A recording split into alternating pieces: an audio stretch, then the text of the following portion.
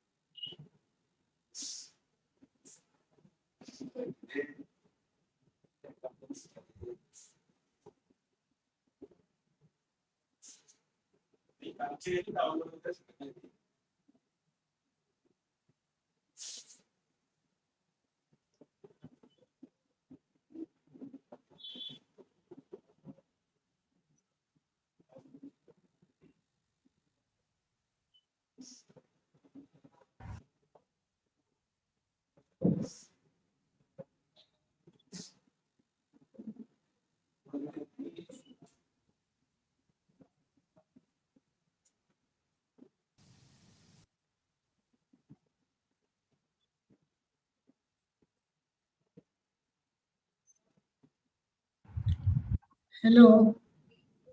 Hello. नमस्कार आप सबको, अर्चना जी को विशेषकर। Thank you. नमस्ते। मैं पूनम सिंह हूँ पटना से जी। बहुत खुशी हुई आपसे मिलके। चलिए, मुझे लगा कि मैं देर हो गई लेकिन मैं समय पर हूँ। कुछ ऑडियो में प्रॉब्लम दिखता है, कुछ लोगों को सुनाई नहीं दे रहा जी जी। तो हाँ नमस्ते रजनी जी। नमस्ते भाई। हाँ क्या मेरी आ रही है तो हमको किसी का क्यों आ नहीं रहा आवाज? कहाँ से आएगा बताओ? 100% है स्पीकर मेरा। आपकी आवाज आ रही है? आ रही है? रजनी जी की तो आ रही है। हाँ रजनी जी की, सबकी आवाज आ रही है एक्चुअली।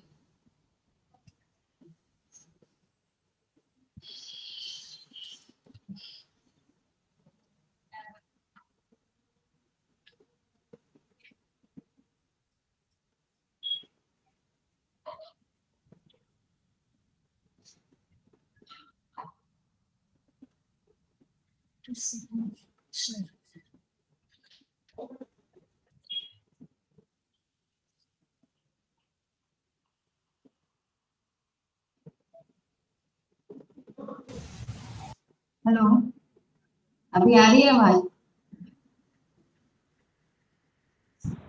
आ रही है मैडम, आपकी आवाज आ रही है।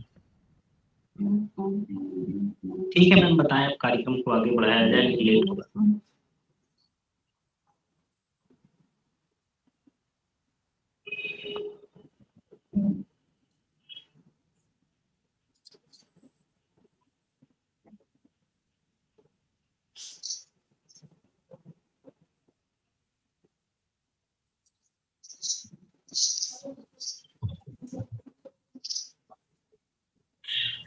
Madam, instead of speaker, you can use your microphones or headphones to listen everyone's voice. Maybe problem with your speaker. Hello,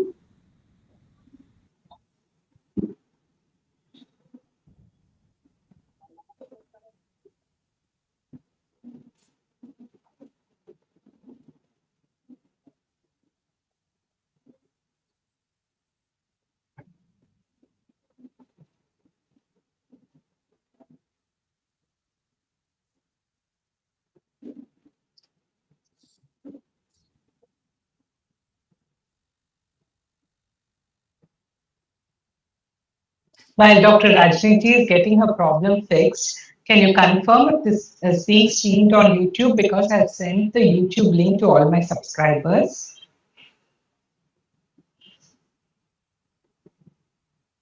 Hello? Hello, are you able to hear me?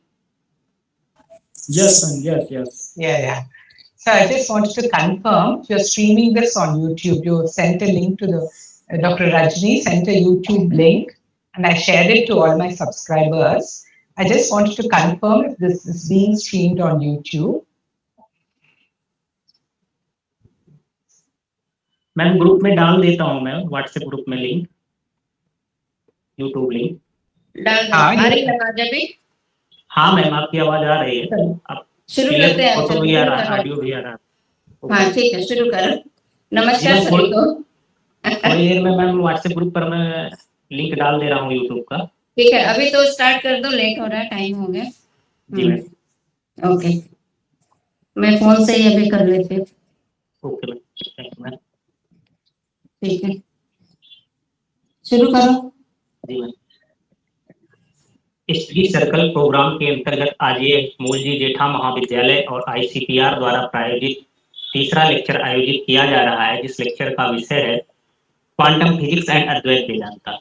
इस कार्यक्रम की मुख्य वक्ता इंजीनियर मिस अर्चना रघुराम जी हैं, ma'am हैं, और कार्यक्रम की अध्यक्षता हमारे नॉलेज रिसोर्स सेंटर के director professor doctor VS Kanchi sir कर रहे हैं। कार्यक्रम का संयोजन आदरणीय डॉक्टर रजनी सिन्हा मैम ने किया है। कार्यक्रम को आगे बढ़ाते हुए हम सरस्वती वंदना के लिए, मंगलाचरण के लिए संस्कृत विभाग के प्राध्यापक डॉक्टर अखिलेश शर्मा सर को इस आभासी मंच पर आमंत्रित करते हैं। डॉक्टर अखिलेश शर्मा सर का इस आभासी मंच पर स्वागत है।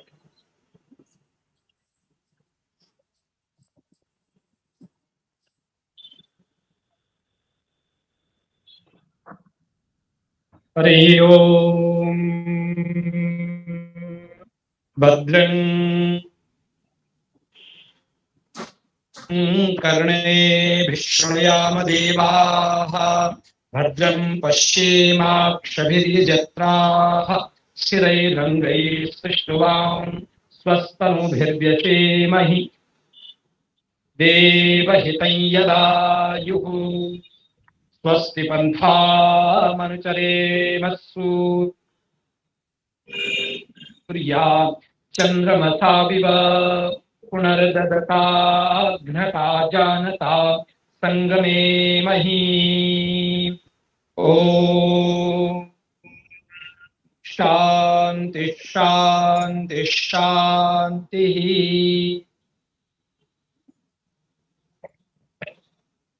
आदरणीय सर का बहुत बहुत धन्यवाद। आदरणीय सर ने मंगलाचरण कर कार्यक्रम को आगे बढ़ाया। मंगलाचरण किसी भी कार्यक्रम की सफलतापूर्वक संपन्न कराने के लिए प्रार्थना आवश्यक होती है, उसी कड़ी में ये कार्यक्रम प्रस्तुत किया गया। कार्यक्रम में विषय प्रवर्तन और वक्ता परिचय और सभी जुड़े हुए अतिथियों के स्वागत के लिए मैं विभाग की अध्यक्षा डॉक्टर रजनी सिन्हा मैम को आभासी पटल पर आमंत्रित करता हूँ। आदरणीय रजनी सिन्हा मैम का इस आभासी पटल पर स्वागत है। Thank you so much Vinay. Thank you, ma'am. Thank you. Good morning, everyone. My great pleasure to welcome you on behalf of the Department of Philosophy, Moolji Jaitah College, Jalgaon, Maharashtra, on the third guest lecture of the Study Circle series organized by us and sponsored by Indian Council of Philosophical Research. We are so happy and privileged to welcome a highly accomplished and illustrious person from the IT industry who has developed deep interest and knowledge in philosophy and its interfaces with science. Ms. Archana Raghuram, former CEO, United Way Chennai and former Senior Director Cognizant, is an accomplished thinker and YouTuber who is our resource person today to deliver the guest lecture. I welcome our principal sir, Professor Dr. S.N. Advait, who is our patron for the event. I also pay my humble acknowledgement to our President, KCES Society, Pragyavan Srinanda Kumar Bendale, who always inspires us to strive and excellence. We welcome Dr. VS Kanchi sir, Director, Knowledge Resource Center, MJ College, Jalgaon, who is presiding over the program today. My hearty welcome to all senior professors, dignitaries, and scholar students joining us virtually for the program today. We are indebted to ICPR for sponsoring this program and acknowledge their support. Today's chosen theme is quantum physics and Advait Vedanta. I believe it is a very interesting topic of contemporary interest to both philosophy and science, and it will be really absorbing for all of us to explore the area of interactions and interfaces of two closely related streams in academics and research. Philosophy of science is a branch of philosophy concerned with the foundations, methods, and implications of science. The central questions of this study concern what qualifies as science, the reliability of scientific theories, and the ultimate purpose of science. Philosophy of science attempts to explain the nature of scientific inquiry, observational procedures, patterns of argument, methods of representations and calculation, metaphysical presuppositions, and evaluate the grounds of their validity from the points of view of epistemology and formal logic. By reflecting on scientific theories, it helps to clarify important scientific concepts. It sheds a critical light on unfounded assumptions in scientific fields. And important findings from the empirical sciences, in turn, are combined and situated in a broader context. Our topic of discussion today is quantum physics and Advait Vedanta. Quantum physics and Advait Vedanta, a philosophy from ancient India, share intriguing parallel, both suggest parallels, both suggest that really is not fixed and that everything is interconnected. Quantum physics reveals the wave-particle duality, suggesting that objects can exist in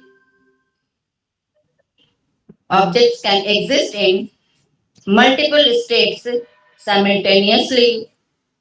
Similarly, Advait Vedanta teaches that the universe is an illusion and only the underlying consciousness is real. Both propose that our perception shapes our reality, while quantum physics uses scientific methods. Advait Vedanta uses philosophical and meditative approaches.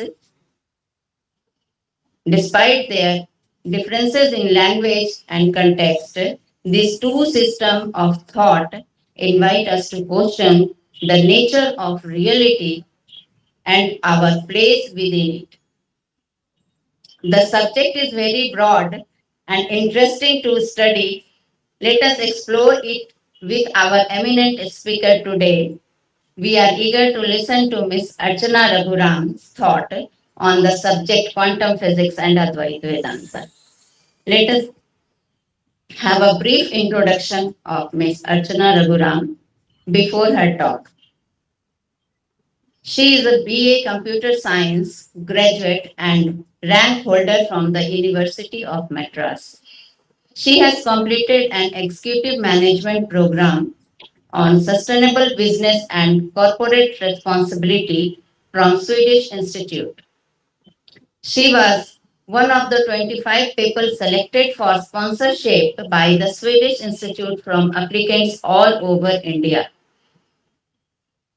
After her stint in Cognizant, she headed an international non-profit organization, United Way, Chennai, as its executive director and CEO after nearly 25 years in the corporate world, she started her YouTube channel to share her knowledge on the subjects she is passionate about.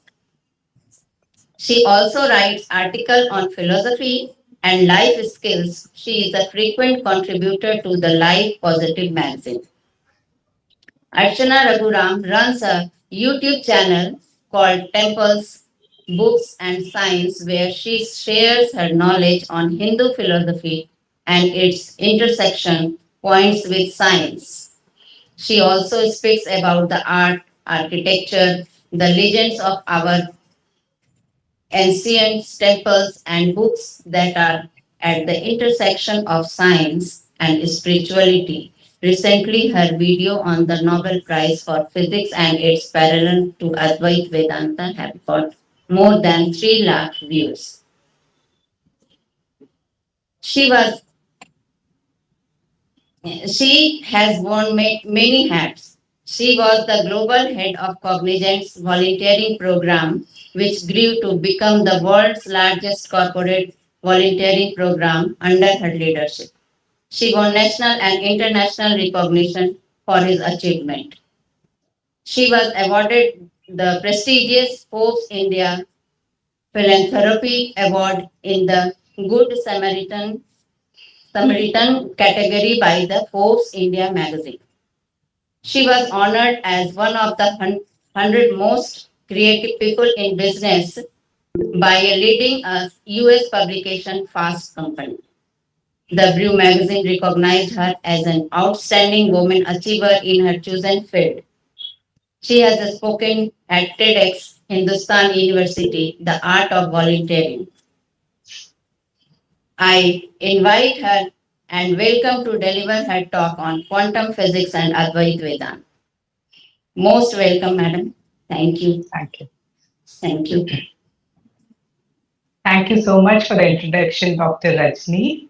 And it's Thank an you. honor. Yeah. And it's an honor to speak. Most welcome, madam. Thank you. And it's an honor to speak to such an eminent gathering of such learned people. Thank you for inviting me.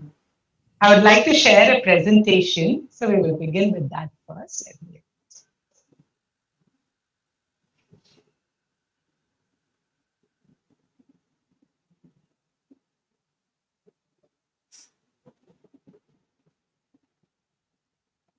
Is it visible to all of you?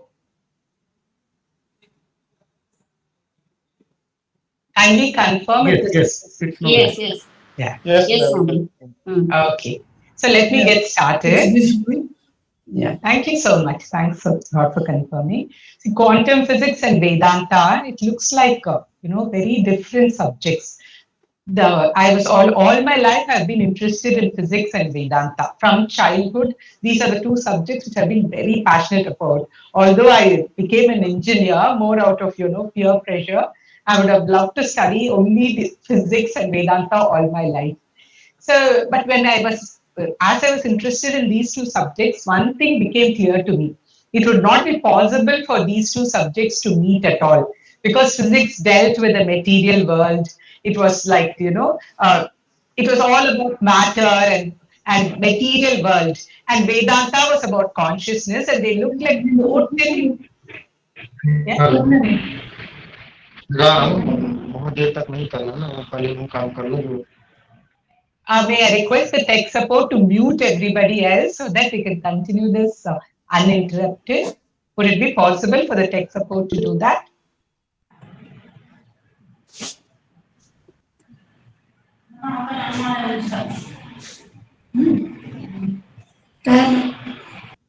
Yeah. Thank you. So, but when I discovered quantum physics, I found that both Vedanta and physics seem to be saying the same thing in two different languages. They have arrived at the same conclusions, approaching it from two different points of view. And that was what I found most amazing. So, sorry, I'm having a little bit of problem.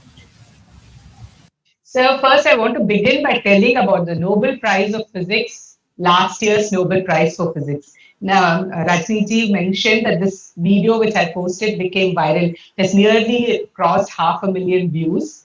See, one of the key discoveries that led to this Nobel Prize was the fact that these scientists conducted experiments and proved that the universe is not real.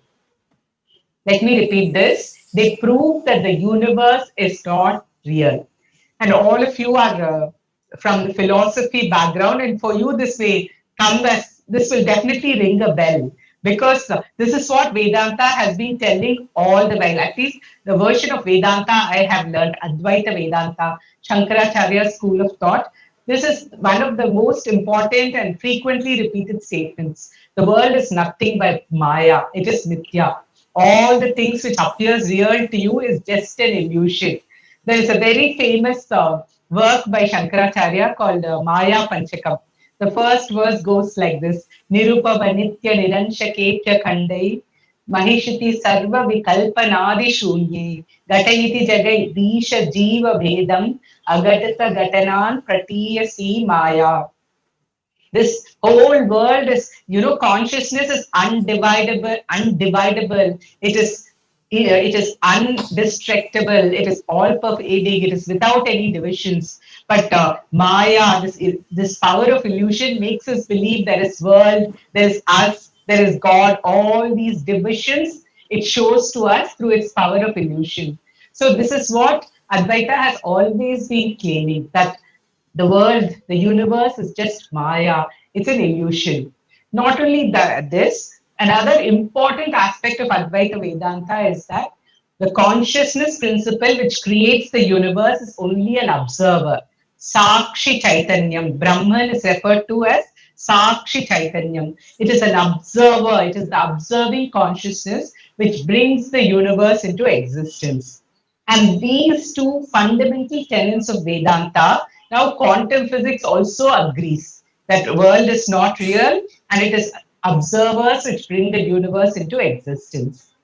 So through the course of this, this is a proud moment for all of us, whatever be our, our religion or our philosophical bent. This is a proud moment to all of us as Indians, because the knowledge of our ancestors, hundreds of years of scientific research has led back to the knowledge of our ancestors, of our rishis. So today what I want to do is I want to do two things. First is I want to take you through a journey through physics, how it reached a point, beginning with the assumption that universe is nothing but matter, inert matter. Now it has arrived at a conclusion that consciousness is central to reality. So I will take you through a brief journey through physics on how this happened. And secondly, I want to tell you that it does not end here.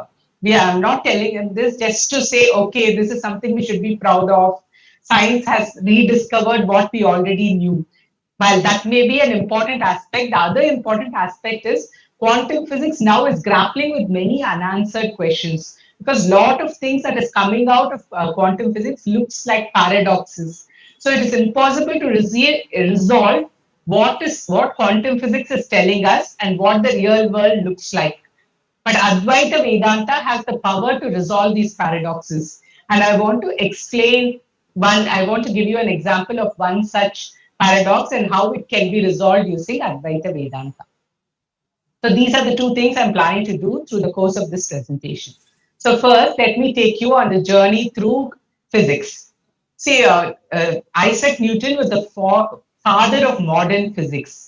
You can call him, he was the one who came up with the laws that governed the universe, and after he did that, it said physics, the whole branch of physics started, because till that time, people did not understand that the whole universe was governed by a certain set of laws. So he came up with the most important laws of physics, which we still work with today. Gravity and inertia, and every action has equal and opposite reaction. All those three laws are very important laws which are shaping physics even today.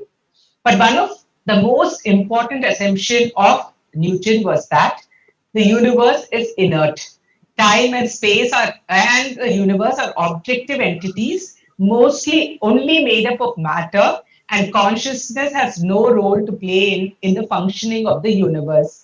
So there is this universe made up of matter, and it functions based on the rules of physics based on the laws of physics. That was Newton's assumption of how the universe functions. And for many years, this assumption seemed to be true until Einstein came along.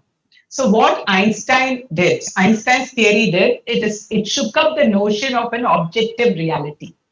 Newton assumed that time and space are absolute immutable entities. So time for me is same as time for another person, hundreds of light years away, and the distance between two objects will be the same for everyone. So that was his assumption. And what Einstein did with his relativity is broke this notion. He said time and space are mutable entities. So when you travel at the speed of light, time itself slows down. And when you travel close to the speed of light, space shrinks. Let me give you I remember my first introduction to Einstein's theory.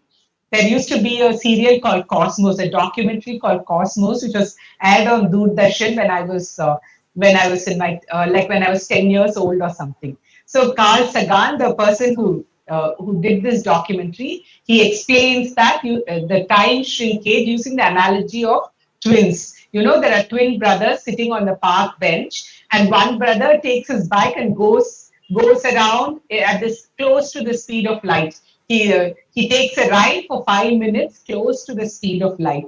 Then he comes back to the park bench and he finds his twin brother sitting in the bench. But by this time, he has become 80-year-old man. He's aged so much, whereas only 5 minutes has passed for this person who has been traveling close to the speed of light. So time itself you experience differently based on who is observing, from where a person is observing, the time itself changes. Similarly, now I'm in Chennai, you're in Jalgaon.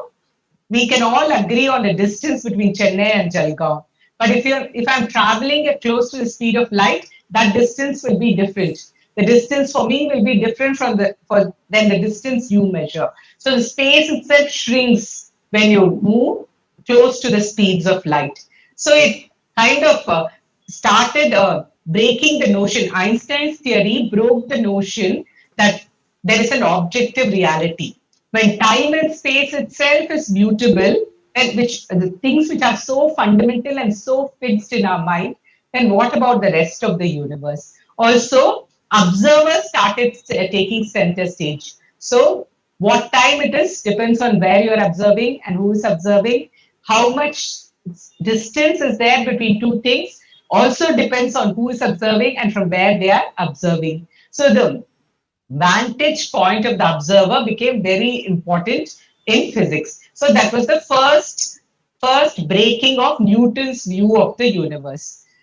While this was a very important breakthrough, Einstein did not say that you need a conscious observer to be able to note the time or measure the distance. Even an inanimate object like a rock traveling at the speed of light will experience time shrinkage. So it need not be a conscious observer. So what happened? That happened when quantum physics arrived in the scene. Quantum physics brought consciousness to the very center of reality. Like, without consciousness, quantum physics cannot function. That's how it has become now. Now, that is the state of quantum physics. For that, to understand how this happened, we should look at this experiment. It's called the double slit experiment. It's one of the most important and one of the most oldest experiments of quantum physics. I will not go through the details of this experiment. Instead, I'll tell you what were the findings of this experiment. So when you think of an atom, what do you think of? You think of the nucleus with protons and neutrons, and you think of electrons.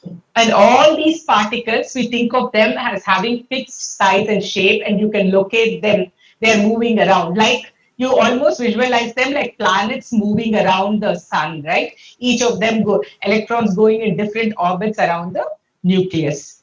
But what this double slit experiment showed was that none of the particles, none of the subatomic particles exist until someone observes them. So an electron will appear to be an electron only when someone tries to locate it. Only when someone tries to look at it. So when nobody is looking, An electron can be thought of as as a wave, but a more accurate description, how quantum physics describes is that an electron exists in all places at the same time until it is observed. Basically, quantum physics says every particle is all pervading until it is observed. So it is our observation that brings the particle into existence. So this is what the founders of quantum physics concluded after observing the various experiments they did. A particle does not have any real existence until it is observed. A particle does not exist until it is observed. And since the whole universe is made up of nothing but atoms, and atoms are made up of these particles, we have to conclude that nothing exists until it is observed. This is called the observer effect of quantum physics, and this is what the founders of quantum physics concluded. It's called the Copenhagen interpretation of quantum physics. So no particle exists until it is observed, hence nothing exists until it is observed. So this was the conclusion of the founders of quantum physics. So if I ask you this question, what do you call something which comes into existence only when you see it? It is visible only to you, and only when you see it, it comes into existence. You would call it an illusion, isn't it? I'm suddenly, let's say I'm seeing this screen and nobody else is able to see the screen. It would mean that the screen is my imagination. It does not have any real existence. So we have to conclude that there is that world is not real. If particles come into existence only when someone is observing them, then whatever we see is not real. So this is what Niels Bohr, who is the father of quantum physics, said. Everything we call real is made up of things that cannot be regarded as real. If quantum mechanics hasn't profoundly shocked you, you haven't understood it yet. This is what Niels Bohr said. But then, even for people who have learned Vedanta, this will be a shocker. Okay, we have learned it from a philosophical point of view, but we never thought that science will confirm the fact that the world is an illusion. And to most Western scientists, this was beyond belief. Even brilliant scientists like Einstein had a problem with quantum physics. So what he said is, this is ridiculous. How can you come up with a conclusion like this? So do you really believe the moon would not exist when nobody is looking at it? That's what you are saying. In effect, that's what quantum physics is saying. Nothing exists until it is observed. So a moon also would not exist until somebody looks at it. Is it what you're saying? It is absurd, he said. But at the same time, it was not possible for him to say that quantum physics is wrong, because quantum physics was very good in explaining the functioning of the atomic world. So generally in science, how do you confirm whether the theory is accurate? Newton came up with a theory of gravity about all objects attracting each other with a certain force. And it worked very well because it was accepted as a theory, as a proper functioning theory, because it was very good in explaining the movements of celestial objects. Next, Einstein's relativity proposed a completely new theory for gravity. It is not that objects are attracting each other. The space itself is wrapping, is changing shape, because of which it looks as if objects are attracting each other. That was the crux of relativity. So, but Einstein's theory was even better at explaining the movement of celestial objects, and even better at predicting the workings of the universe. So Einstein's theory is a more accurate theory of gravity compared to Newton's theory. Although Newton comes very close, Einstein is much more accurate in explaining. Einstein's theory was much more accurate in explaining the workings of the universe. So that's how you confirm whether a theory is accurate, whether a theory is right, is the correct theory. So quantum physics was very good in explaining the functioning of the atomic world, and all its predictions were coming true. See, when you come up with a theory, you make some predictions on the workings of the world based on this theory. So all the predictions of quantum theory were proven to be true. So it was impossible for Einstein to say quantum physics is wrong, it is rubbish. So instead, he gave another reasoning. He said quantum physics is incomplete. Let's say it's missing a key piece of information. This theory is there, but there is some important information that quantum physics is missing, because of which it looks like magic to us. So let me explain this with an analogy. Let's say you're watching a magic show, and the magician is pulling out a rabbit from his hat. He's cutting people into two. He's doing all sorts of things. So as an audience, it feels like he's doing magic to you. But if he were to call you up on the stage and explain to you how he's performing these tricks, it will make perfect sense to you, right? You know that he's not performing a miracle. He's doing something where you cannot see, and that's why it looks like magic to you. So Einstein's explanation for quantum physics was this. It is missing some important information about the nature of reality we are not able to see. So it looks like miracle to us. It looks like particles are appearing only when you see it. The whole thing looks like some magic show because we are missing some key piece of information. Whereas the founders of quantum physics like Niels Bohr and others said, no, we are actually seeing real magic happen. So we are not missing any information. So for a long time, science was deadlocked between these two arguments. That is, quantum physics is incomplete, and so world looks so illogical to us. The other argument is quantum physics is complete, and this is the way the world is. So these were the two deadlocked arguments until the Nobel Prize winning physicists of 2022 came along. They actually set up experiments, very difficult and very complex experiments, and proved that quantum physics was complete. It is not missing any information at all. This is how the world works. So in effect, they proved that particles do not exist until they are observed. Hence, particles are not real. And by extension, the world itself, the universe itself is not real. And for proving Einstein, how many times does Einstein gets proven to be wrong? So they actually proved Einstein wrong, and hence they got this well-deserved Nobel Prize. So this is, I don't know why this is not a common, it's not a headline news all over the world, but in the scientific community, it is a very big topic of discussion. This is a Scientific American article. The universe is not locally real, and the physics Nobel Prize winners proved it.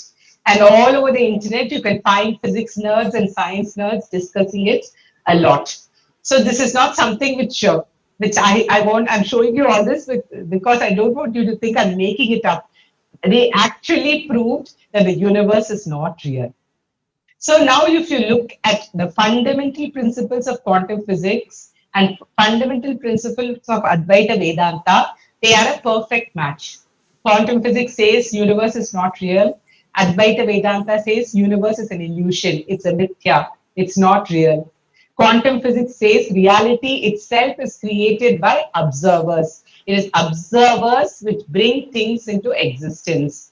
And Advaita Vedanta says Brahman, the consciousness which brings the universe into existence, is only an observer. Brahman is Sakshi Chaitanyam, the witness consciousness. So you can see how well that as a person who has been in love with both these subjects all my life, it is like, it was like such an amazing moment when this connection was made. Compared to a dream, not many people confuse it to an actual dream, but in Vedanta, because there are many things in your dream which will help you understand the relationship between Brahman and the Jagat and the universe. So this analogy is famously portrayed by the sleeping Ranganatha. Down south where I come from, Ananta Padmanabha Swami or Ranganatha sleeping on his bed of snake is a very famous and very beloved image. Our most sacred Vaishnavite temple, Srirangam, has this image of Lord Vishnu. And this is an extension of the dream analogy of Advaita Vedanta. Like how Vishnu is sleeping and dreaming up the whole universe. So the whole universe is nothing but a dream. That's how this whole image of Vishnu, sleeping Vishnu, came about. So let us now examine the relationship between your dream and you to help understand the relationship between Brahman and the universe. Okay, so first relationship, the entire dream is within you. So when you sleep, you create a lot of things you see in your dream. You see mountains, rivers, galaxies, trees, other people. So where do all these people exist? They exist within you. You create, sustain, and destroy your dream. So that is true for Brahman, the consciousness. The whole universe exists in Brahman. Brahman creates, sustains, and destroys the universe. Second, very often the question arises that if the whole universe is nothing but consciousness, why is it so rare? Why is it that we see it only in one small corner of the universe, some living beings having consciousness? What about the rest of the universe? Majority of it appears to be inert. So if you look at our dream, the same is true for our dream. All the inanimate objects in our dream are also products of our consciousness. Whether you see a rock or a mountain or a desk or a room, which are all inanimate things, they are all made up of what? Your consciousness. So all the conscious and inanimate things of the universe are products of Brahman, the consciousness principle. And the third and perhaps the most important relationship to understand in the context of quantum physics is this relationship. So when you say you're dreaming, when you dream, what do you actually do to create the dream? What do you do? Do you plan, decide on where various things are going to be? Why does the dream happen? The dream happens because you're witnessing it. You're the sakshi of your dream. You witness your dream. So can anything exist in your dream that you don't see? Just take a moment to think about it. Can anything exist in your dream that you don't see? In fact, the question itself is wrong. Things exist in your dream because you see them. Whatever you don't see doesn't exist.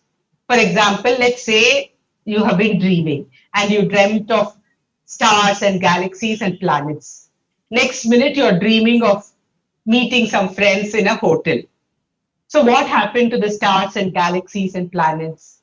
Is it tucked away somewhere? Does it exist somewhere so that when you turn back, you can see it again? No. Stars, galaxies, and planets, those huge big things which you dreamed of, disappeared as soon as your dream changed to another context. So only reason anything exists in your dream is because you see it.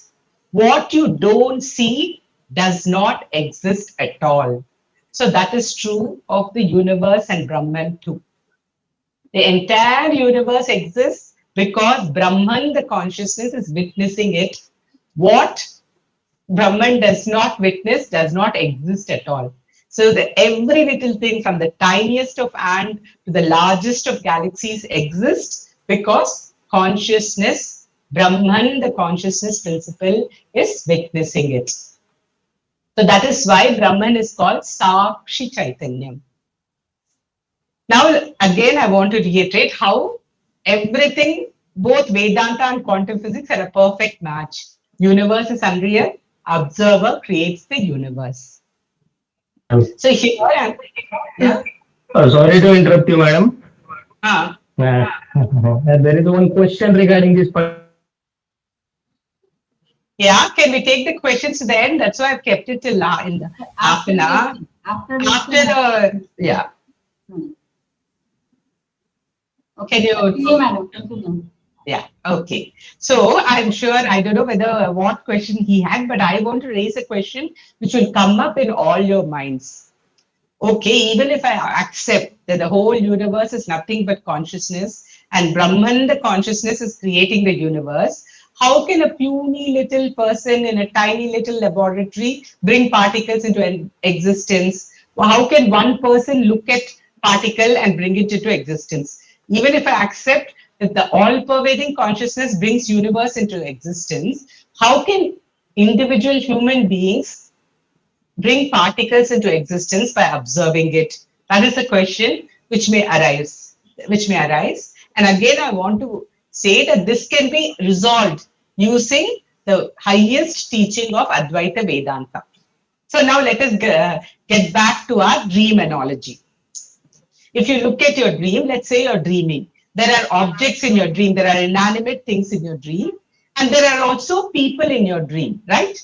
Conscious beings in your dream.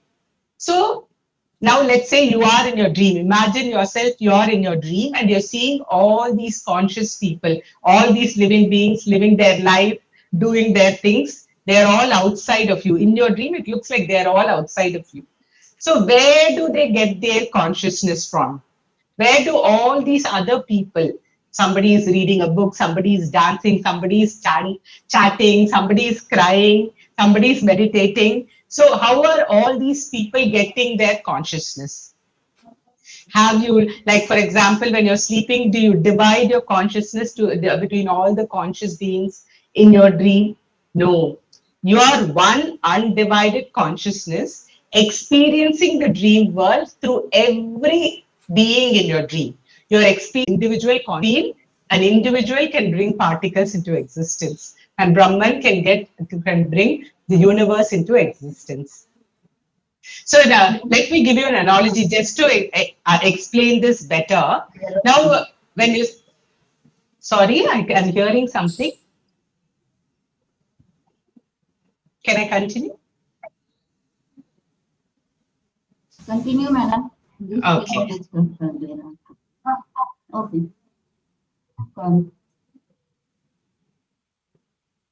Okay, from the dream, let me give you another example to explain this better.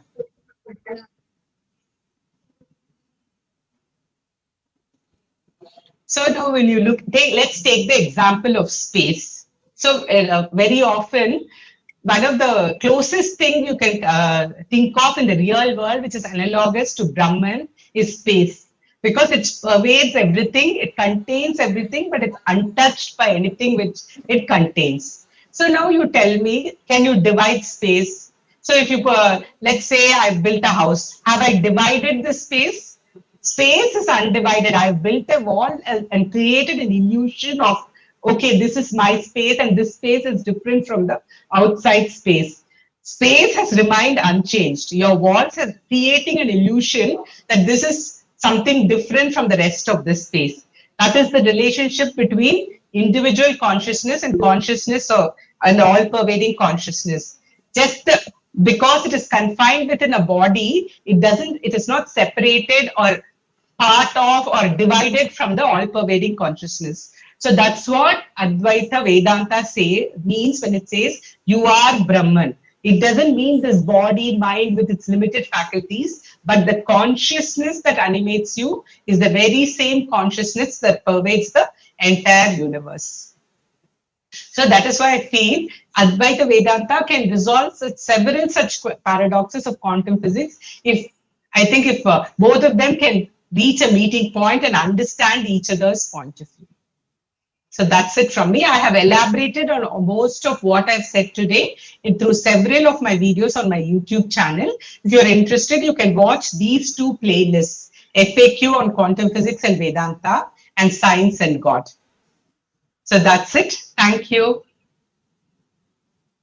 Let me now stop sharing so that we can. Okay. Welcome. Any questions? Yeah. Sudhir Karle from Sambhajinagar, madam. So, my very first question is this: does this theory leads to akarmanyata? Because somebody says or somebody considers everything is a dream of a consciousness. So why do I should progress in my life and all these achievements and all? So would this theory leads to akarmanyata? See, actually, may I know your name, sir? I didn't get your name. My name is Sudhir Karle. Sudhir ji, actually this is a question in Advaita Vedanta very often. This is why karma theory itself says that. So when you are, it depends on what your point of view is.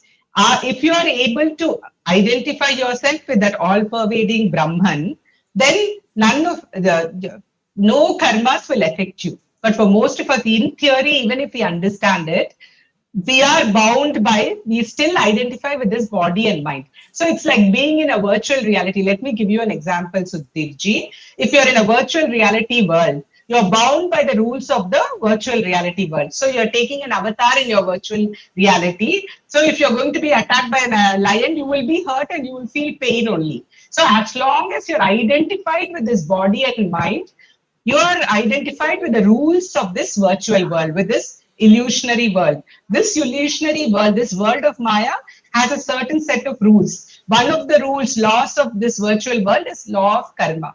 So what you do, you have to face, this body and mind will have to face the consequence of whatever you do. So even a jnani, as long as he's having this body and mind, he will have to face the consequences of his karma. So realization or moksha is all about shifting your identity. And that is a process for many lifetimes. So now, like my guru will often give this example. Okay, I am not this body and mind, I have this consciousness, so let me murder somebody and I should not go to jail, I can say, no, I can claim. So he says, even the person who puts you in jail can say this consciousness cannot be jailed, but this body and mind can put you there. So that is the difference. That is the difference between akarmata as long as you are identified with this body and mind.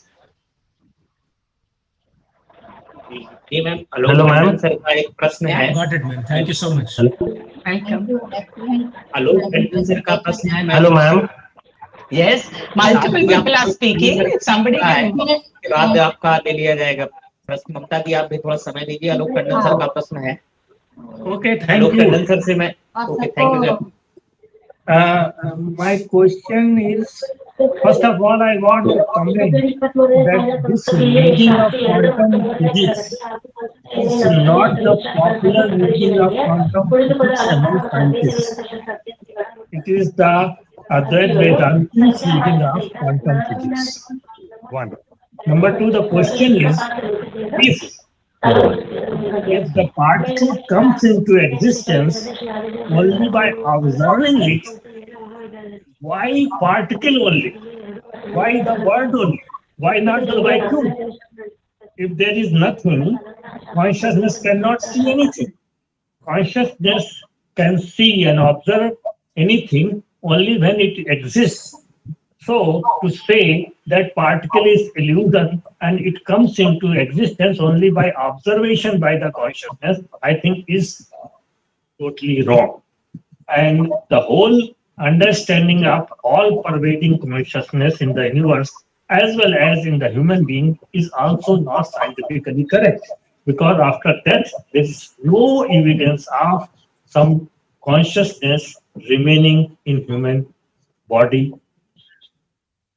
So I think these things are to be considered before saying that this all-pervading consciousness is confirmed by the quantum physics.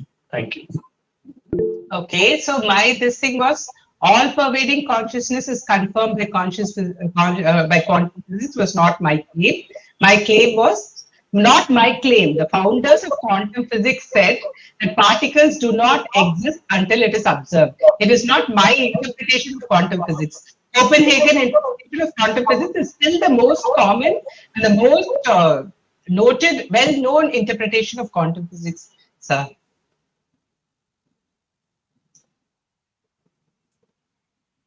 विशाल जी का एक प्रश्न था. विशाल जी, अगर आप हो तो आप पूछ सकते हैं. Yes. I am there, madam. I'm the student of physics. I do have a question about the quantum mechanics. As you have said that universe is not real. Quantum physics tells that universe tells me some different states, like the things which are visible, which are said to be a macroscopic state, and things which are very small are said to be a microscopic state. So quantum physics tells that the things which are a micro state are said to be a quantum physics. So when we take this all micro system or micro particles together, there will be a formation of universe, formation of particles, formation of molecules, formation of any body. So that particular statement, I'm not that much agree for that particular. That is, the universe is not real or that particular thing. How do you explain that particular thing?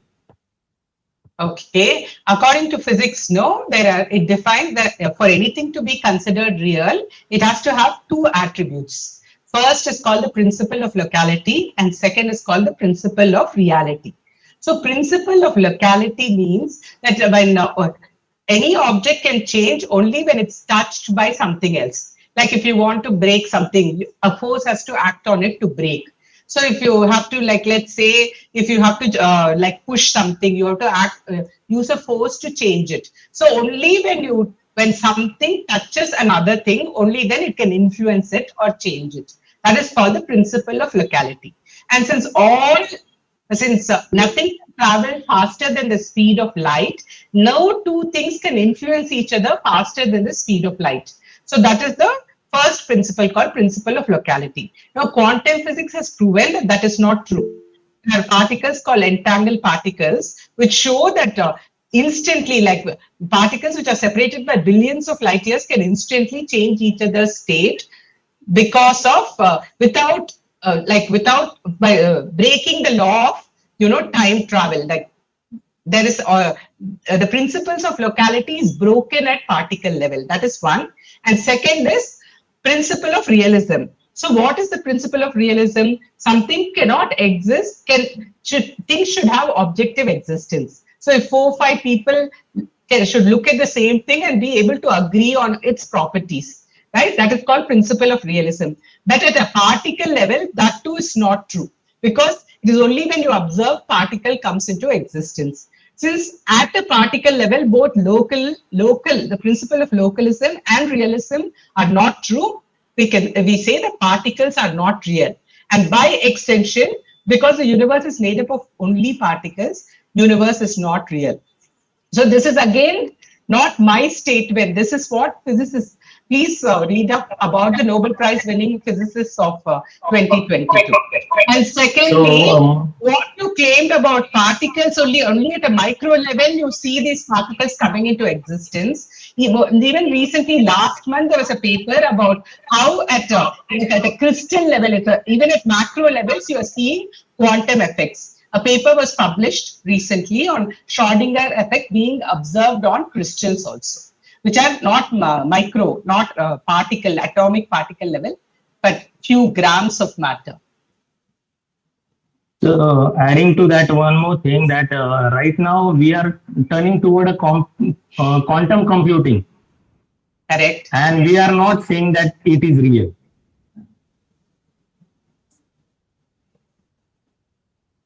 I really don't understand that question. Who is saying quantum computing is not real? Because quantum computing, quantum physics or quantum computing, which comes with this particular micro level, and you say that particles which are not existing or which are not visible, and everything which is going on, the things of the assumptions of the quantum theory. Yeah, I did say quantum physics is not real. I think there is a basic mismatch on what I'm saying and what you have understood, sir. जी, और ममता जी का था एक प्रश्न, वो भी अगर ma'am समय हो तो ले लें। ममता जी, अगर आप जुड़े हो तो अपना प्रश्न पूछ सकते हैं। Hello madam. Yes, tell me. Hello. Madam, when I started reading Brahma Sutra Bhashya of Shankara, I never found a famous quote that Brahma Satyam Jagan Mithya, and it is the entire world is illusory. Obviously, in Viparana trained right from the Padmapada, who was the direct disciple of Shankara, and Prakash Atman also, and in Bhamati trained also, we find this kind of description. but not in Shankara. One more thing I would like to tell, that Shankara, the entire throughout his life, he was very much active. Facing it, no. He never said that Jagan is unreal, illusory. Rather, he said that Yathacha Karanam Brahma Shishupaleshu Sattvam Tathacha Jagatamaphi Karyam Shishupaleshu Sattvam. Chandrasekhar, switch on This is what I found in Brahma Sutra Bhashya of Shankara. Okay. And he was, throughout his life, he was active, very much active. Although he was Jivan Mukta. Jivan Mukta का मतलब ऐसा नहीं है कि ideal बैठे रहो. Yeah, that's all. That's also that's what even I'm saying. We have to do too many things for the society and for the well-being and welfare of the entire human race. This is what Shankara did. For the unity of India also he did lot. Okay, I agree with you completely on that. Did I say anything which contradicts that? I'm sorry, I didn't. I don't remember mentioning that Shankaracharya was sitting idle. Definitely not. Madam, I wrote a book, a critic on the Vivarana trend of Advaita. I would like if you read that. Sure, madam. Please send me a link. Yeah. It is on Amazon also. Sure. What is it called? A critic on the Vivarana trend of Advaita.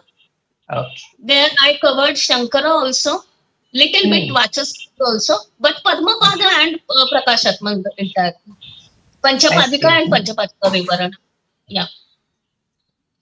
Thank you. Thank you so much. प्रश्न वैष्णव और मिहिर का था. अगर वैष्णव और मिहिर जुड़े हो तो अपना प्रश्न रख सकते हैं नेट के समय. एक कार्यक्रम को आगे बढ़ाया जाए. किसी और का कोई प्रश्न हो तो आप रख सकते हैं. ठीक है. Thank you so much, madam. Thank you. बहुत बहुत आभार कि आपने बहुत ही अच्छा नॉलेजेबल और फ्रूटफुल लेक्चर प्रस्तुत किया. क्वांटम फिजिक्स और अद्वैत वेदांत के माया और दृश्य विवेक पर आधारित यह लेक्चर बहुत ही रोचक और महत्वपूर्ण था. कार्यक्रम को आगे बढ़ाते हुए आज के कार्यक्रम की अध्यक्षता कर रहे professor doctor V S. Kanchi sir को मैं इस आभासी पटल पर आमंत्रित करता हूं. Professor V S. कांची सर हमारे नॉलेज रिसोर्स सेंटर के डायरेक्टर हैं. आदरणीय वी.एस. कांची सर का आभासी पटल पर स्वागत है. धन्यवाद sir. Welcome, sir. Thank you very much, madam. I hope my voice is audible. Yeah. Is it? Yeah. Yes. Thank you very much, Vinay Tiwari sir, for inviting me on this, virtual meeting ground. And first and foremost, my thanks to Archana Raghuram madam for providing this very interesting and illuminating lecture on the relation between Advait Vedanta and quantum physics.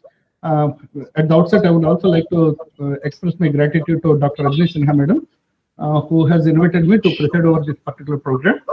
And I'm also thankful to our principal S.M. Bharimba sir, and also President Pragnavant Nandakumar Bendale sir. In the presidential address, I really do not have much leverage to speak about my personal understanding of quantum physics and Advait Vedanta. However, dwelling on the topic that the speaker of today's session has covered, I would like to share a couple of my views as well as some points to deliberate among this august audience. First and foremost, there are some very interesting aspects that we all need to take into consideration. As the speaker has very rightly pointed out, the very foundation of quantum physics was a jolt to the physics that was existing in the early part of the 20th century.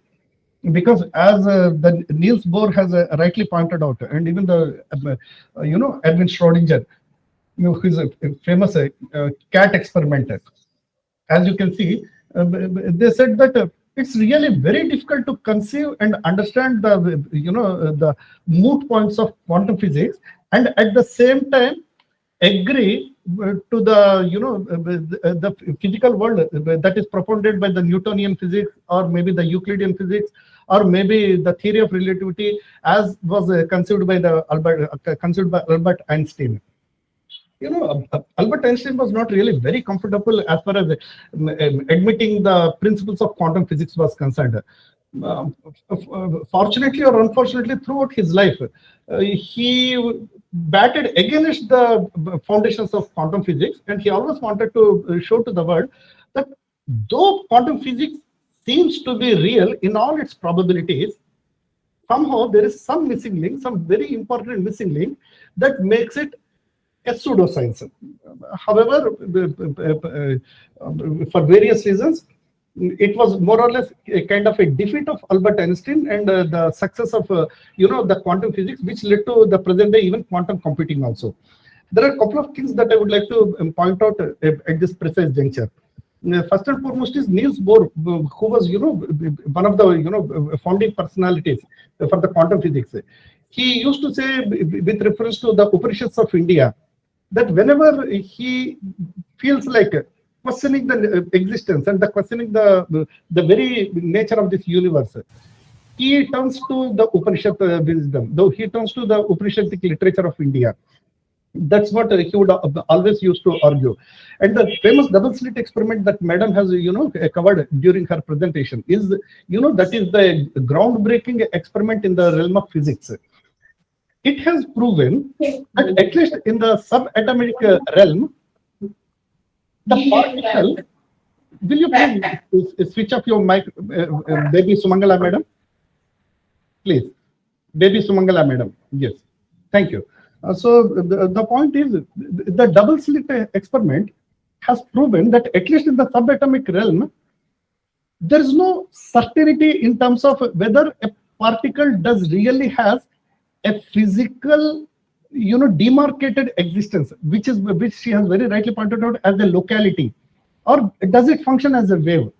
At the subatomic level, it is both a wave as well as a particle. Erwin Schrödinger, in one of his famous books, What is Life?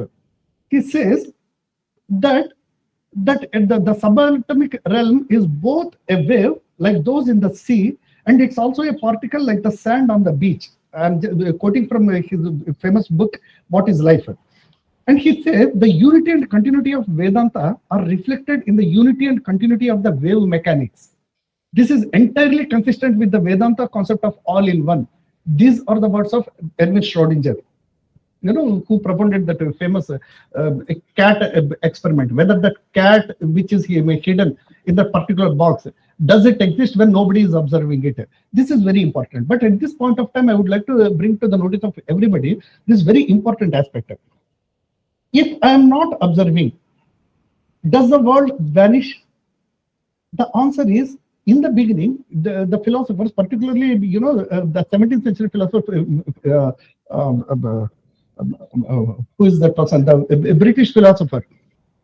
He came up with this, solipsism. Solipsism. Berkeley. Thank God, I got the name. Berkeley came up with this proposal that which is called solipsism, or maybe it propounds a view that, for example, if everybody leaves the classroom, for example, let's assume that we are all sitting in a classroom and we all leave the classroom, and there is no witness to witness the classroom, what happens to that particular classroom? And he comes up with the solution in his preliminary writing that the classroom vanishes into a limbo.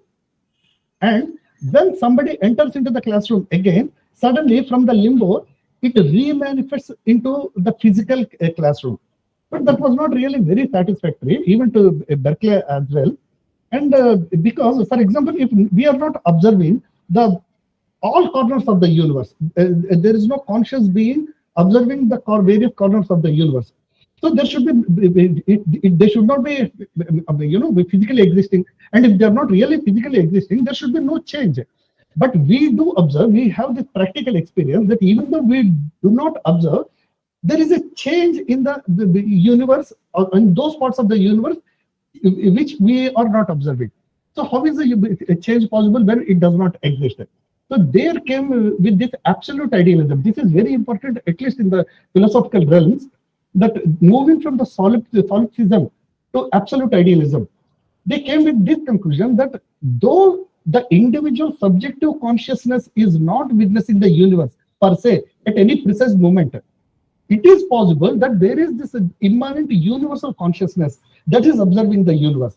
It is because of this observing immanent and all-pervading consciousness that is the backbone of this whole universe, that the universe does exist. And that is the reason why, even though no subjective consciousness is actually witnessing a particular event as taking place, that particular event does continue to take place, and that is the reason why the effects we experience at a later time. If not, since no subjective consciousness is witnessing, those kind of events should never take place, and after effect we should never be in a position to experience it. So this is one important aspect as far as the absolute idealism viewpoint is concerned. We all need to take into consideration. One more important aspect I would like to point at this juncture is the concept of akarmanyata that was brought out during the discussion and this deliberation. This is the accusation that the Advaita Vedanta has been facing since its inception, at least for the last 1200 years. If we take 8th century as the period of Adi Shankaracharya, everybody accused, even the 19th and 20th century the scientists and philosophers also, they accused Advaita Vedanta as promoting nonchalance, as promoting, akarmyata. I'm not really interested to do, because since everything is illusory, what is the point in really, putting some effort, or what is the point in doing anything? But on the contrary, Advaita Vedanta has always been repeatedly been emphasizing the fact that it always insisted that kind of an attitude in the doer, in the person who is doing the act, with the help of which he would continue to indulge in the activities, but not getting affected or attached to those activities. That is the beauty of this. Is what is called karmashu kaushalam, the technique of handling the karma with dexterity. So that is a very important aspect that we all need to understand. Let's please understand, in the true spirits of Advaita Vedanta, there is no question of nonchalance. There is no question of akarmyata at all. If we read it in the right perspective, for example, take the case of Janaka Rishi. He is considered as the Rajarshi. It is described that throughout his life, he kept himself absolutely busy with all the daily, the daily chores of his day-to-day activity of, controlling the kingdom. But at no point of time he was attached to what he was doing. So the teaching of Advaita Vedanta is not that since the world is illusory, there is no point in acting. On the contrary, it says, act in such a way that recognizing the fact that this is an illusion, you are not affected by the consequences. That is one important aspect we all need to appreciate. Second very important point, Madam has very rightly pointed out about this possibility of quantum entanglement. And in fact, this is the foundation for even that quantum computation also. The problem is, we know that fundamentally our basic understanding of communication is that communication requires a substratum of a medium between the transmitter and the receiver. But despite the fact that two differently tangentially placed things, subatomic particles separated by billions and billions of light years, they act as though they are communicating instantaneously. How is it possible when two things are completely separate from one another? Technically, that should not be possible. If the universe is disconnected with other part of the universe, technically there should be no possibility for communication to take place. And that is the reason why the beauty of the concept of Brahma is the Brahman. It is believed that is an immanent thing that pervades the whole universe.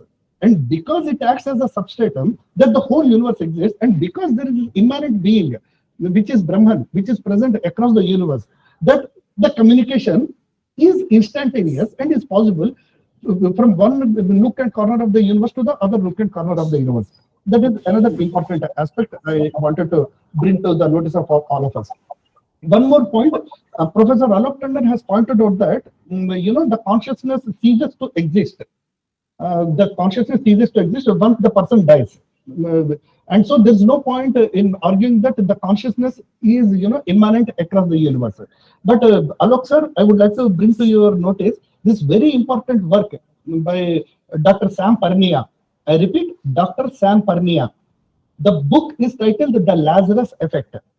It is, outcome of one of the a very extensive research carried out by several doctors across the world, across the globe. Some 18 doctors have, created a group, and they worked on this project called Aware Project, AWARE, Aware Project.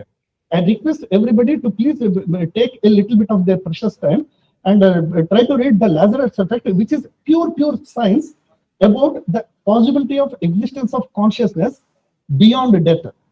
Because there have been several instances across the operation theaters, across the globe, where people claim, despite the fact that they have been declared even brain dead, not only the cardiac arrest, I'm talking about brain death.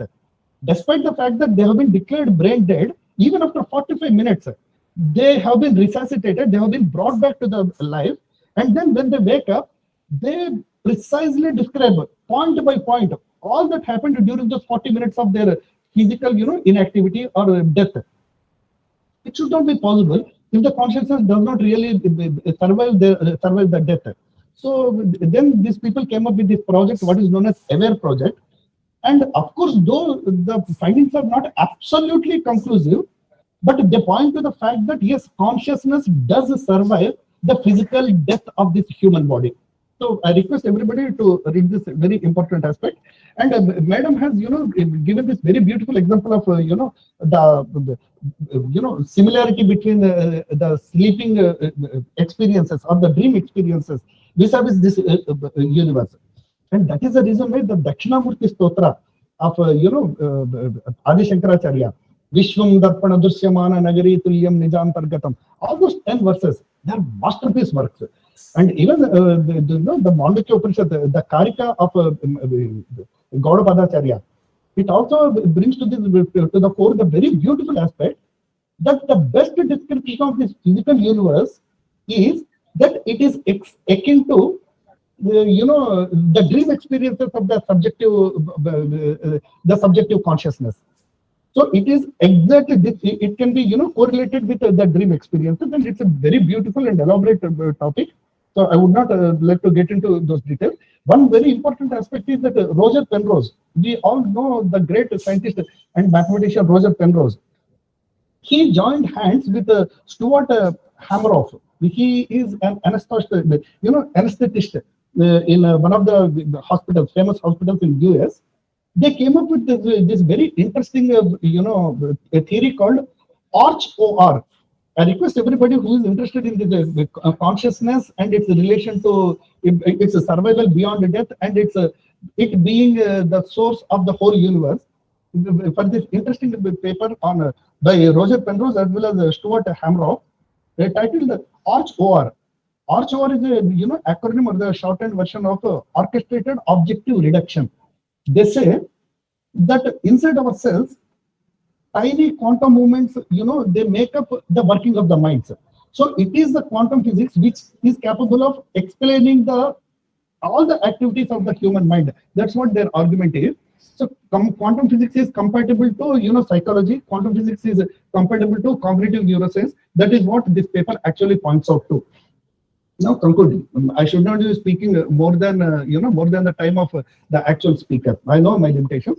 So the only one point that I would like to bring to the notice of all of you is that, as she has very rightly pointed out, it is utterly important for any person who is interested to explore the nature of consciousness and explore the nature of this whole universe and its true nature of this universe to understand to the minutest detail the working of the dream world as well as the sleep world.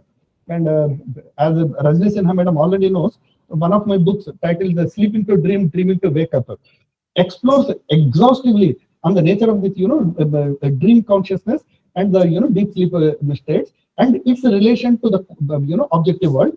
And what if the dream experiences can be extrapolated to explain the physicality of this universe. So, well, there are many other things that one can deliberate, because the topic is such a, impressive, interesting, and, mind-boggling subject. The relation of quantum physics and Advait Vedanta. I really congratulate Archana Raghuran madam.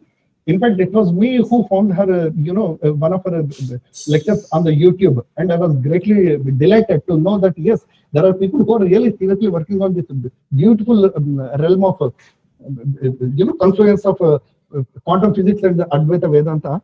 And I suggested Rajni Sinha madam, to talk to her and see to it that her lecture is, scheduled in one of our series of lectures that we are doing under the Department of Philosophy. I once again congratulate Archana Raghuram madam for that, scintillating and inspiring lecture on Advaita Vedanta and quantum physics.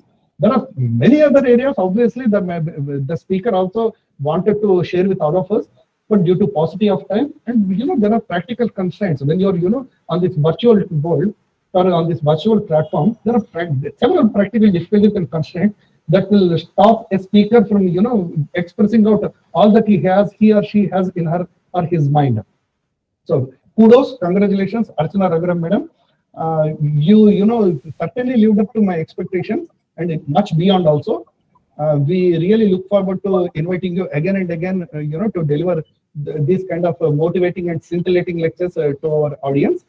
And thanks again for giving me this opportunity to preside over this program and share a couple of ideas with all of you. It has been a wonderful time spending with Archana Raghuram madam's intellectual discourse. Thank you. Namaskar. Thank you so much. Rajni madam, please give me a minute to say thanks to Dr. Kanchi. My God, my mind just blew. So much information he had and such wonderful insights. I'm just so amazed. Got goosebumps listening to you. Thank you so much for that. Great speech. My pleasure, madam. Thank you.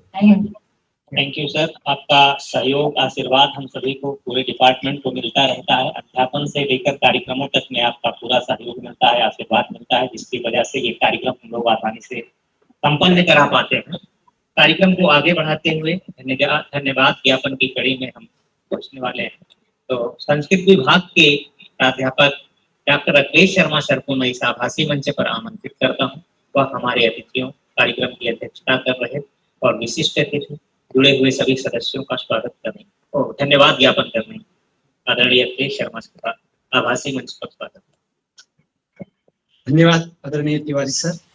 Welcome sir, welcome. ICPR एवं मूलजी जेठा महाविद्यालय जलगांव की ओर से आयोजित study circle lecturer series का यह तीसरा व्याख्यान अद्वितीय था, यूनिक था, ऐसा मैं कहूंगा। वास्तव में अभी तक हमारे जितने भी लेक्चर होते थे, या तो वो वन वे होते थे, या तो केवल वो विज्ञान के ऊपर आधारित होते थे, या फिर केवल अध्यात्म के ऊपर आधारित होते थे। आज अर्चना मैडम ने जिस प्रकार से क्वांटम फिजिक्स, मतलब हमें अभी तक केवल नाम सुने थे, molecule, atom, electron, proton, neutron, particles, ये सब नाम सुनते हैं हम, परंतु आज हमें जो विशेष रूप से इसके साथ में माया, अहम ब्रह्मास्मि, प्रज्ञानम ब्रह्म, साक्षी भाव, इन सबका जो कॉम्बिनेशन किया है वो वास्तव में अद्वितीय, और आप बहुत बहुत धन्यवाद की पात्र हैं। आपका क्या आभार करें हम, क्योंकि आप साइंस के क्षेत्र में आपने BE किया है, आपने कंप्यूटर साइंस का और उसके साथ में फिजिक्स का अध्ययन किया, और फिर बाद में आपने जो इस वेदांत का अध्ययन किया है, वास्तव में आप धन्यवाद की पात्र हैं, और आपका हम जितना धन्यवाद करें उतना कम है। आपने इस व्याख्यान माला में, भले ही आज हमारा तीसरा व्याख्यान है, पर आपने 4 चांद लगा दिए हैं। निश्चित रूप से हम आपके बहुत बहुत आभारी हैं, और मैं महाविद्यालय की ओर से, दर्शन शास्त्र विभाग की ओर से, और साथ ही ICPR की ओर से आपका बहुत बहुत धन्यवाद व्यक्त करना चाहूंगा। बहुत ही इंटरेस्टिंग और वेरी इंटरेस्टिंग स्पीच था आपका, और ऐसा ही आप जब भी हम आपको आमंत्रित करें, आप निश्चित रूप से हमें समय देंगी, और आगे भी हम आपका लाभ उठाते रहेंगे। साथ ही आज के कार्यक्रम के अध्यक्ष हमारे महाविद्यालय के ही professor doctor VS Kanchi sir, जो कि फिलोसफर भी है, और साथ ही अनेक जैसे कि मैंने बताया, जैसे कि हमने सुना उनका व्याख्यान, वे फिजिक्स के भी हैं, वे साइंस के भी हैं, लाइब्रेरी के भी हैं, वे अनेक विषयों के विद्वान हैं। ऐसे अध्यक्ष आदरणीय professor doctor V S Kanchi sir हमें प्राप्त हुए, उनका भी मैं हार्दिक धन्यवाद व्यक्त करना चाहूंगा महाविद्यालय की ओर से। साथ ही महाविद्यालय के प्राचार्य जिनका कि हमेशा आशीर्वाद और मार्गदर्शन हमें मिलता रहता है, ऐसे आदरणीय हमारे professor S S Bharambe sir. साथ ही इस केसी सोसाइटी जिनके अधीन में हमारा यह सारा महाविद्यालय चलता है, उसके अध्यक्ष प्रज्ञावंत नंद कुमार जी बेंडाले, जो कि स्वयं में ही, जिनका नाम ही हम प्रज्ञावंत है, जो कि स्वयं ही साइंस के भी और दर्शन के भी और अध्यात्म के भी प्रथित यश विद्वान है। उनका भी मैं हार्दिक धन्यवाद करना चाहूंगा, क्योंकि उनकी प्रेरणा से हम सब यह कार्य करते हैं। आज के इस कार्यक्रम में विशेष रूप से दर्शन शास्त्र की आदरणीय पूनम सिंह जी, जो कि हमारे मध्य में विराजमान है, उनका भी मैं विशेष रूप से धन्यवाद करना चाहूंगा। श्रीमान आलोक जी टंडन, जो कि फिजिक्स के विद्वान है, आज हमारे मध्य में, वे भी पूरे कार्यक्रम को, आपका इस कार्यक्रम को पूरा सुना उन्होंने, क्योंकि आज का कार्यक्रम ही ऐसा था जो कि पूरा सुनने योग्य था। तो मैं आदरणीय टंडन जी का भी विशेष रूप से धन्यवाद करना चाहूंगा। साथ ही ज्ञात अज्ञात, जिनके नाम हमें पता है, जिनके नहीं भी पता है, सभी अनेक विद्वान और विदुषियां, शोधार्थी, छात्र, सभी ने इस कार्यक्रम का आनंद लिया, क्योंकि आदरणीय अर्चना मैडम यूट्यूबर हैं, तो उनके भी अनेक श्रोतागणों ने इस कार्यक्रम का लाभ लिया। तो मैं उनका भी, सभी का धन्यवाद देना चाहूंगा। साथ ही इस कार्यक्रम की आयोजिका, संयोजिका तथा हमें सदा प्रेरणा देने वाली आदरणीय professor doctor Rajni Sinha madam, क्योंकि वे सबको जोड़ती हैं। योजक सत्र दुर्लभ, तो योजक के रूप में वे सदा हमारे मध्य में विद्यमान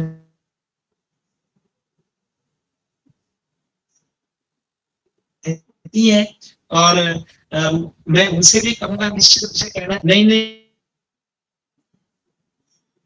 विदेशियों से परिचित करवाते रहे। तो आदरणीय रजनी सिन्हा मैडम का भी धन्यवाद। हमारे दूसरे फिलोसफर प्रोफेसर विनय जी तिवारी, जो कि इस कार्यक्रम का सुंदर संयोजन कर रहे थे, मैं उनका भी धन्यवाद करना चाहूंगा। महाविद्यालय के धन्यवाद के साथ हमारे संगणक विभाग का भी धन्यवाद करना चाहूंगा, क्योंकि वे इस पूरे कार्यक्रम को संभाल करके रखते हैं और हमें कहीं कोई अड़चन, कोई कठिनाई नहीं आने देते हैं। तो इस प्रकार से मैं पूरे सभी सदस्यों का, हमारे ICPR का, हमारे महाविद्यालय का पुनः एक बार दर्शन विभाग का धन्यवाद देते हुए यह कार्यक्रम आदरणीय अध्यक्षा हमारी रजनी सिन्हा जी मैडम के अनुरोध पर, उनके आज्ञा से यह कार्यक्रम यही समाप्त होता है, ऐसा मैं घोषित करना चाहूंगा। धन्यवाद। Thank you madam, very much thank you so much sir. Thank you madam, thank you so much. Thank you. My pleasure, Rajni ji. Thank you. बहुत Thank you अच्छा so much, लगा। Rajni ji. Thank you. Okay, thank you madam, thank you. Thank you जी। Feedback form मैं WhatsApp group में डाल दूंगा, आप लोग वहाँ फीडबैक फॉर्म फिल कर देंगे, उसके बाद में सर्टिफिकेट आप लोगों को रिसीव कर दूंगा बाई ईमेल। विनय जी, इसकी रिकॉर्डिंग भी डालिएगा। जी सर जी, आपको बहुत बहुत धन्यवाद सर कि आप इतना समय हम लोगों के लिए निकाले। इसके लिए नहीं, आपको लगता है क्वांटम फिजिक्स को जो है, साइंस को वेदांत से जोड़ करके हमारा वेदांत जो है प्रैक्टिकल वेदांत इसलिए कहा जाता है, इसको कोई कल्पना नहीं है। इसको जो है क्वांटम फिजिक्स को जो है जोड़ा है। इसका लेक्चर जा दीजिएगा हमको भी। ठीक है सर, रिकॉर्डिंग किया है मैं, रिकॉर्डिंग स्टॉप कर दूं, ये भी आ जाएगा रिकॉर्डिंग। रिकॉर्डिंग नहीं हुई है? रिकॉर्डिंग हुई है, स्टॉप करना ऐसा नहीं है, हमारी बातचीत भी रिकॉर्डिंग। ये भेजिएगा उसको। Okay sir, thank you. ठीक है, ओके। नमस्ते सर। नमस्ते नमस्ते। अटेंडेंस लिंक सर भेजिए सर। व्हाट्सएप ग्रुप में भेज दूंगा अभी आधे घंटे बाद।